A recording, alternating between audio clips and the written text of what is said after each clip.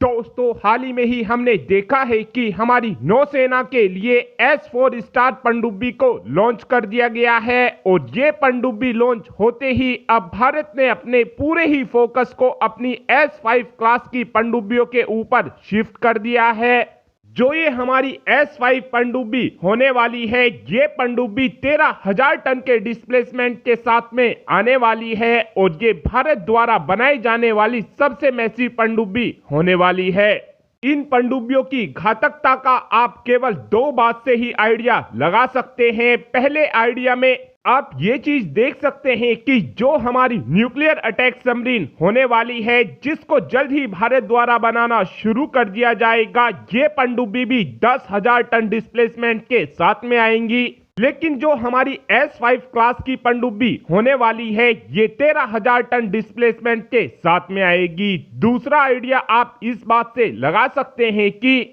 हमारी S5 class की पनडुब्बियों के अंदर 48 की संख्या में K-15 मिसाइल लगी होंगी और 16 की संख्या में K-4 मिसाइल हम अपनी S5 क्लास की पनडुब्बी के अंदर लगा सकते हैं। इन पनडुब्बियों की इस समय हमारी नौसेना को काफी ज्यादा जरूरत है, क्योंकि इस समय चाइना भारत के मुकाबले 3 गुना पनडुब्बियों को ऑपरेट करता है और हमारी S5 क्लास की पनडुब्बी के प्रोजेक्ट के ऊपर सीधे ही हमारे PM ऑफिस की तरफ से नजर रखी जा रही है।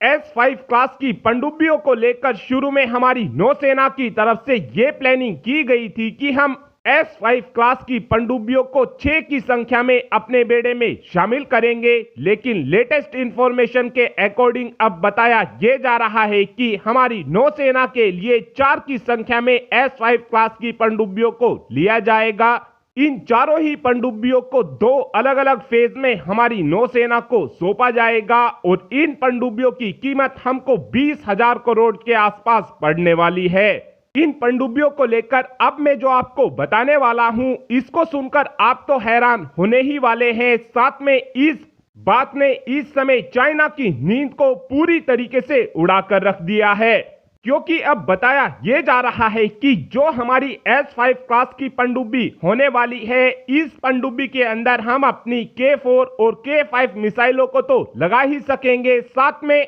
इस पनडुब्बी के अंदर हम अपनी K-7 और K-8 जैसी अल्ट्रा लॉन्ग रेंज की मर्व कैपेबल मिसाइलों को भी लगा सकेंगे।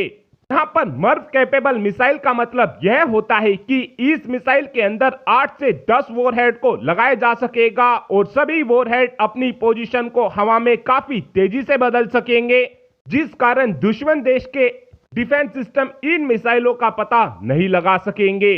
K-7 और K-8 मिसाइल के लग जाने की वजह से इस मिसाइल से हम हिंद महासागर में बैठे बैठे ही चाइना के हर 1 इंच जमीन पर हमला कर सकेंगे। साथ में दुनिया के किसी भी कोने में हम अपनी इन मिसाइलों की मदद से हमला कर सकेंगे, क्योंकि जो हमारी K-7 मिसाइल होने वाली है, इस मिसाइल की रेंज 10,000 किलोमीटर के आसपास होगी और जो हमारी K-8 मिसाइल होगी, इस मिसाइल की रेंज 12,000 किलोमीटर के आसपास होगी। और अब आप ही कमेंट कर बता सकते हैं कि क्या हमको फ्यूचर में हमारी S5 क्लास की पनडुब्बियों के अंदर K-7 और K-8 जैसी मिसाइलों को लगाना चाहिए, हाँ या फिर ना। इस बात का आंसर आप कमेंट बॉक्स में दे सकते हैं। Thanks for watching this video. Have a good